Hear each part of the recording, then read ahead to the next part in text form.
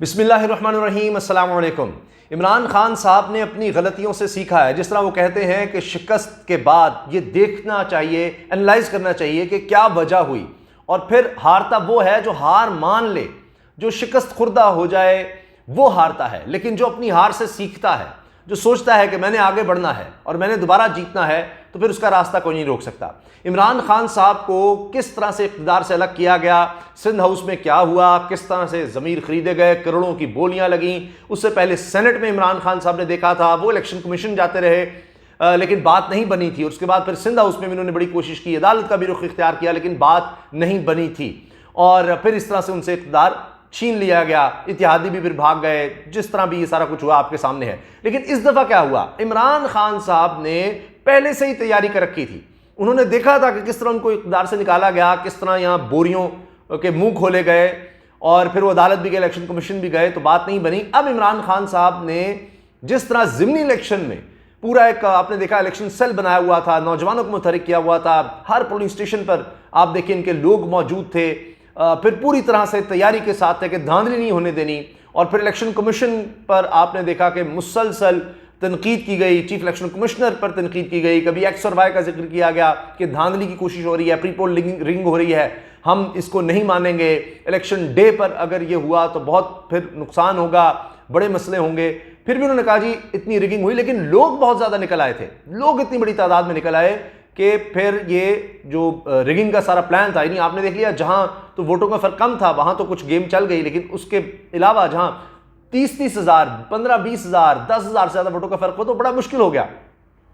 अब बिल्कुल इसी तरह जब ये पंजाब में अब देख लिया, ज़िमनी इलेक्शन के बाद मेजॉरिटी मिल गई तहरीक इंसाफ को, और तारीख की बदतरीन हार मिली, क्योंकि कभी नून लीग हुकूमत होते हुए ज़िमनी इलेक्शन कभी नहीं हारी, उनको बड़ा अच्छा मैनेज करना आता है। अब उसके बाद ये था कि जरदारी साहब को बुलाया गया। ये सब इस्टेब्लिश्ड जमातें थीं, मौलाना साहब, पीपल्स पार्टी के जरदारी साहब बड़े मशहूर हैं, शहबाज शरीफ साहब, इनको पुरानी सियासत आती है, कई दिहाइयों से ये इस तरह से पैसे कमाओ, पैसे लगाओ, बोरियां, रकम, ये सब करते रहे। तो इन्होंने फिर वो बोलियां लगानी शुरू कर दी 40 से 50 करोड़ की। अब पहले ही इस चीज़ को देख लिया इमरान खान साहब ने और एक्टिव कर दिया अपनी टीम को कि इस पर ध्यान रखें। और उन्होंने इन्हीं से इनका जो मामला होता है कि किस तरह ये लोग ले जाकर लोगों को बंद कर देते हैं होटलों में और इस तरह, तो वो सबको इकट्ठे करना शुरू कर दिया। पहली लेटर लिख दिया कि कोई मुनरिफ ना हो, परवेज़ इलाही हमारा कैंडिडेट है, सब इकट्ठे हों।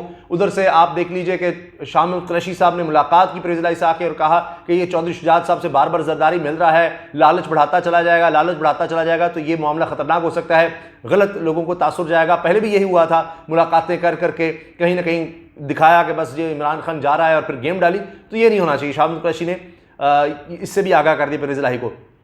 फिर साथ क्या हुआ है कि अब मैं आपको बड़ी खबर दे रहा हूं, ब्रेकिंग न्यूज़ दे रहा हूं कि अब जिस तरह की हमारी सियासत है, ये मुझे कहते हुए कोई फख्र महसूस नहीं हो रहा पाकिस्तान की सियासत पर, दुख हो रहा है, लेकिन तरीका अब ये रह गया है, इमरान खान साहब ने इनसे सीखा है कि उन्होंने भी होटल में 186 अपने लोग पूरे कर लिए हैं। यानी अब होटल में पूरे करने का मतलब ये है कि इनसे कोई उस तरह मुलाकात ना कर सके, कोई मतलब फ़ोन पर वो कुछ ना हो सके। इसके बावजूद हो ये रहा है, मैं आपको पक्की इत्तला दे रहा हूं, कामरान खान साहब के शो में ये बात डिस्कस हो गई है। आप देख सकते हैं कि वहां पर यह कहा जा रहा है, खवातीन से भी फ़ोन करवाए जा रहे हैं और कहा जाता है कि आप फलां खातून से जाकर मिल लें, आपको अगर मेडिकल सर्टिफिकेट चाहिए होगा, ज़ाहिर आपने दिखाना है, सुप्रीम कोर्ट अगर बुला लेगी कि भाई आप मुनहरिफ क्यों हुए, आप आए क्यों नहीं, तो आप मेडिकल सर्टिफिकेट आपको मिलेगा, जी आप बीमार थे, मुल्क से बाहर जाना है उसका भी इंतज़ाम हो जाएगा, आपको बाहर भेजा जा सकता है, आपने अगर इस्तीफ़ा देना है तो वो भी बड़े ज़बरदस्त है, नहीं तो सिर्फ आप अपीयर ही ना हो, आप आए ही ना, ताकि नंबर कम हो जाए, ये आपके पास चॉइस है। रकम का इंतज़ाम हो गया हुआ है, बाहर आपको चाहिए, जिस तरह से पेमेंट चाहिए वो आपको मिल जाएगी, ये सब किया गया। लेकिन इमरान खान साहब ने, बड़ी खबर ये है, मैंने आपको अर्ज़ किया, 186 जो नंबर चाहिए थे वो लोग, वो तादाद अपने लोगों की पूरी कर ली है। अब पूरा पहरा दिया जा रहा है, पूरी कोशिश की जा रही है कि इन लोगों से राबता ना हो सके और कोई ऐसा ना हो कि जनाब वो अब रेट बढ़ जाए, 40 करोड़ में एक तो निकल गया और वो मसूद मजीद और तुर्की चले गए, उनको निकाल दिया और जरदारी साहब ने इमरान खान साहब को उनको पेमेंट कर दी और उसके बाद वो निकल गए। अब वो समझ सकते हैं कि उसके बाद उनकी सियासत या जिस तरह भी बाद में देख लेंगे, इतने पैसे आगे भी जिस तरह होता है कि बहुत से लोग ऐसे होते हैं जिनके लिए ये चूँकि इतनी रकम है कि अच्छा उसके बाद सियासत अगर ख़त्म भी होती है तो खैर है, इसी से हम इंजॉय कर लेंगे, इतना पैसा है, सारी उम्र ये साथ रहेगा।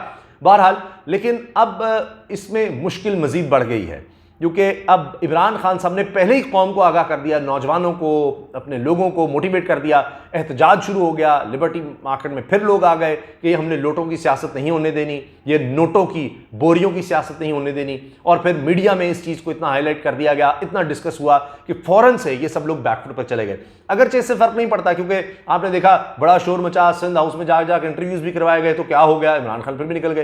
तो अब इसके जवाब में कुछ लोग ये कह रहे हैं कि जी आपने इमरान खान को उस तरह से निकाल कर देख लिया, वो शौक पूरा कर लिया, ठंड पड़ गई आपकी। अब अगर आप पंजाब में भी ये करके आपका ख्याल था कि आप कुछ कर सकते थे, आपने देख लिया लोगों ने आपको किस तरह रिजेक्ट किया, अब आप जिस तरह एक्सपोज हो गए मीडिया में हर जगह पर, हत्ता के मसूद मजीद जिन्होंने 40 करोड़ रुपया मुंबई नौता पर लिया और मुल्क से भाग गए हैं, अब एक तो उनको भागना पड़ा, लोगों ने उनके घर का भी घेराव किया, वहां पर भी लोटे लोटे के नारे लगाए।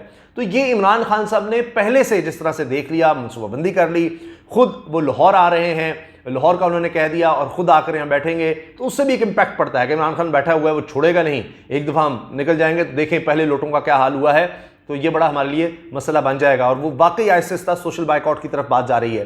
फिर क्या हुआ कि इन्होंने कॉल्स भी पकड़ ली, सबूत भी हासिल कर लिए, जिस तरह से इनको कहा जा रहा था, उसी वजह से फिर अता तारड़ जो है उनको आना पड़ गया कि जी मैंने तो नहीं दिए, मैंने नहीं किया, मैं अल्फिया कहता हूँ।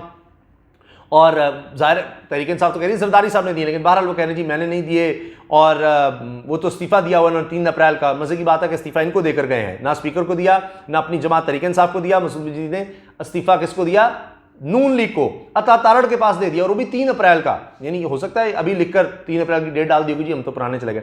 तो बहरहाल अब उन्होंने अपने लोगों को मीडिया में उठाने की कोशिश की, देखे ना जी ये तो ऐसे ही कह रहे हैं, हम पर गलत इल्ज़ाम लग रहा है। लेकिन अब इमरान खान साहब ने पूरी कौम को अवेयर कर दिया। फिर 3 लोग वो बयान हल्फी उनसे ले लिया गया है कि किस तरह एक खातून के जरिए उनको फ़ोन आया, फिर ताड़ से बात कराई कि जिन्हें आपको हम 25 करोड़ रुपया देते हैं, 10 बंदे अरेंज कर दें, उसके लिए आपको अलग से रकम मिलेगी। ये बयान हल्फी भी सामने आ गया। अब बयान हल्फी का मतलब यह है कि अदालत जाने को तैयार हैं, अदालत में देंगे, ऑन ओथ देंगे, और इसका मतलब है कि बंदा अपने आप को पेश कर रहा है कि बयान हल्फी है, अगर ये झूठा हो तो मुझे सजा दे अदालत। झूठ बोलना, बयान हल्फी अदालत में देना एक जुर्म है।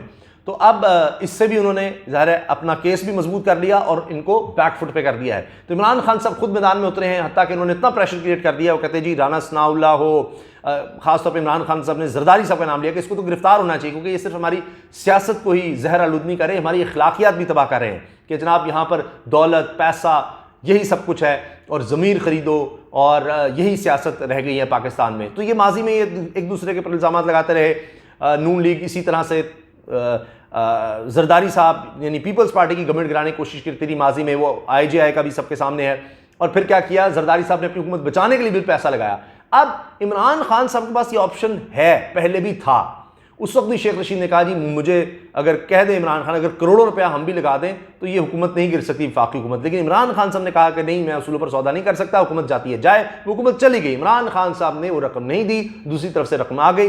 तरीका यह था कि उससे ज़्यादा रकम ऑफर कर दी जाती या उनके लोगों को रकम ऑफर कर दी जाती तो बात बन सकती थी। लेकिन बहरहाल इमरान खान साहब ने नहीं किया, और फिर आखिरकार वो दुरुस्त उनका फैसला साबित हुआ, और फिर ज़िमनी इलेक्शन में इमरान खान साहब को तारीखी फतह मिली और इनको तारीखी हार। अब नंबर गेम वैसे तो वाज़ेह है, लेकिन उसको ज़ाहिर है पैसे के बलबूते पर कम करने की, इधर उधर करने की, आगे पीछे करने की कोशिश हो रही है, लेकिन उसको वक्त पर पकड़ लिया गया। और अब नज़र आ रहा है कि पैसा लगा कर भी हमजा शहबाज को हार से नहीं बचाया जा सकता।